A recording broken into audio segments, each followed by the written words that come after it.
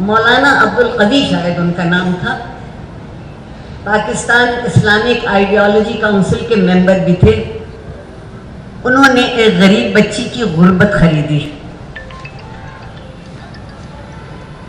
اور جب اس کی غربت خرید لی تو اس کی قیمت اس کے بھائی کے خون سے ادا کروا دی، اور خود ویسے ہی پاک و صاف ہو گئے جیسے فرشتے ہوتے، اور ہم نے اسے قبول کیا خاموشی سے.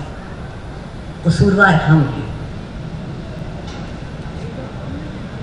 یاد رکھیے، میرے خیال میں خاموشی ہر بات کا جواب نہیں ہوتی. خاموشی صرف عقل مند کی بات کا جواب ہوتی ہے، اور جہاں عقل رخصت لے چکی ہو وہاں خاموشی ہو ہی نہیں سکتی. وہاں تو ایک ہنگامہ ہوگا، اور اسی ہنگامے میں ہم زندہ ہیں، ہم موجود ہیں. دوسری بات، ہم نے یہ سوچ لیا ہے کہ تہذیب اس بات کا نام ہے. آئیے تشریف رکھیے، چائے پیجیے گا یا کچھ ٹھنڈا نام، کھانا بھی موجود ہے، تیار ہے، ذرا سا انتظار کریں. اور اگر وہ آپ کی بات پر یقین کر کے وہ آنے والا آپ کے یہاں ٹھہر جائے تو آپ اندر جا کے دانت پیس پیس کے یہ کہتے ہیں کہ یہ کمبخت کہاں سے آن مرے. اس وقت تو ہمیں ان سے کوئی بہتر کام کرنا تھا. دوہرے پن کی بہت معمولی مثال، منافقت کی بے حد معمولی مثال.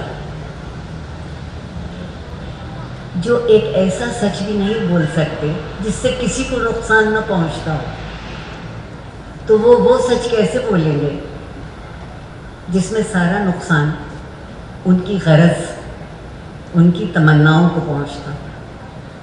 اور میں نے غلط لفظ استعمال کر دیا ان لوگوں کے لیے. وہ تمنا کرنا تو جانتے ہی نہیں.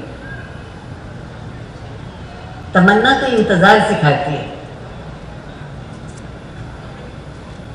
غالب کا ایک شعر سنا دیتی ہوں، سمجھ میں کسی کا نہیں آئے گا مگر پھر بھی سنانے میں کیا حرج.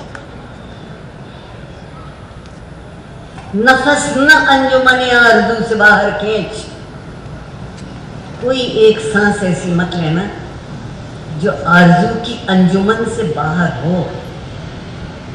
آرزو کی انجمن زندگی کا امکان ہے.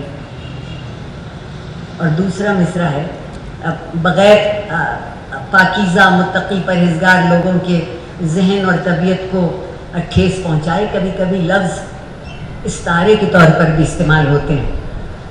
شراب اگر نہیں انتظار ساغر کھینچ.